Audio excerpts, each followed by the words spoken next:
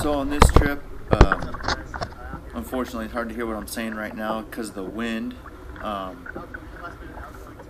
basically this is towards the end of our trip where the sun started coming up. What I'm doing now is showing you my good buddy, Matt Persinger, who really got me hooked into kayak fishing. We got the outgoing tide going at this point, and kind of what we're doing is we're just posting up ready to finish the day. As you can tell, it's super windy. A lot of splashing in that area. If you turn the volume up, you may be able to hear what I said. But a lot of bait in the area, so I was surprised not to get too much on this day. But as you'll see in a few minutes here, made quite a few mistakes. Still a fun day, successful day, but quite a few mistakes where I think we could have been more successful in catching some of these fish. Here I'm just kind of casting the deep channel.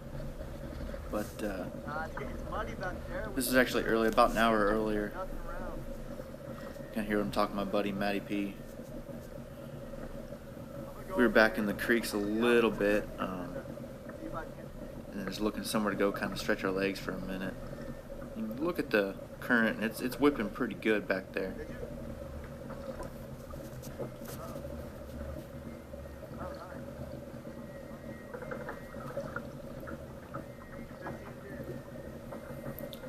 At this point, he's already caught bluefish and a keeper trout, and also another little smaller trout.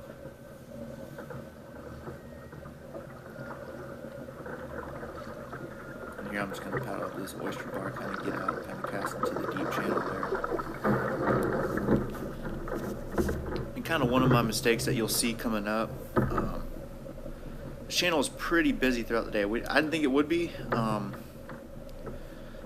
But I was definitely wrong. Here you can see Matt, he has some bait down there in the channel where he previously caught a bluefish.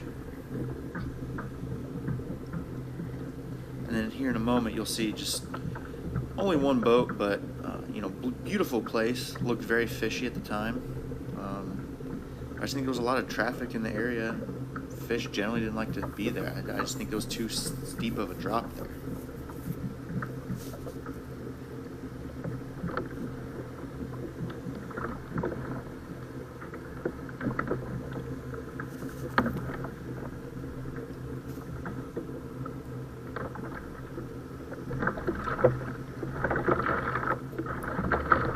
Again, at this point, it was a beautiful day. It took a while for the sun to kind of pop out, so I think that's why the fish were a little sluggish at first. But if I could do it over again, I would definitely drop our kayaks in somewhere that was a little shallow, a little further upriver. For us, it was just convenient at the time, kind of in an unexplored area, so we decided to take the easy route. So, as you can see from some of that video, made a few mistakes there. Looking back, the creeks that I went to were way too deep and flowing too heavily at that point. What I should have done, probably in hindsight, was gone way up that creek, looking for places where a little less of a channel there. That way, it's something unique that a kayak could get to. That's one of the things about having a kayak, get to those shallow areas nobody could. And what you notice about me and my buddy is we actually went to a place and there was just too many oyster beds. The tide was going out. We weren't able to really get back there and have confidence to able to get back out through where we came from. So we really couldn't get into those shallow, flat areas with confidence that we wouldn't have to wait for the tide to come back in. So one thing that I was thinking of, my mistake was going to that particular area of the creek was go up the creek, look for more of those flats. Also, a place maybe with a little less tidal flow may work. Comment if you disagree. I know a big part of catching fish, especially the reds, is running water, moving water. So I'm looking for those places currently. I'm about a year in of kayak fishing, but a lot of helpful knowledge just from being unsuccessful there. So if you're a guy who's looking to get into kayak fishing, bad trips aren't necessarily a fail. So I know that I won't launch from that position when the tide's going to be flowing out really hard. We couldn't get our kayaks back deep. The current was just too rough for us. So something to consider as you're fishing. Overall, I mean, a fun trip with my buddy Matt Persinger, but learn from my mistakes there. That maybe somewhere you need to go has definitely tidal flow, but less oyster beds, because those, as you know, can be dangerous. But it's it's catch-22.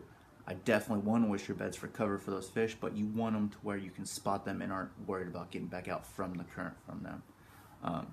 So just something that some thoughts of mine about this particular day that we went out. We were only out there for about 4 hours or so.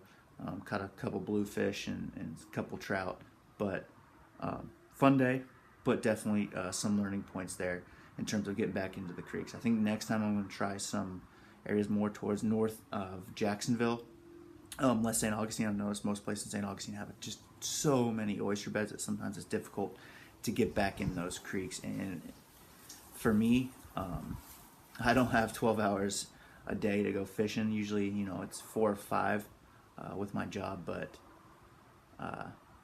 if I got stuck back there, I would just have too dangerous to sit and wait. So some consider, learn from my mistakes, but still looking for decent places. If you have any questions, comments, suggestions, comment down below. See you guys next time.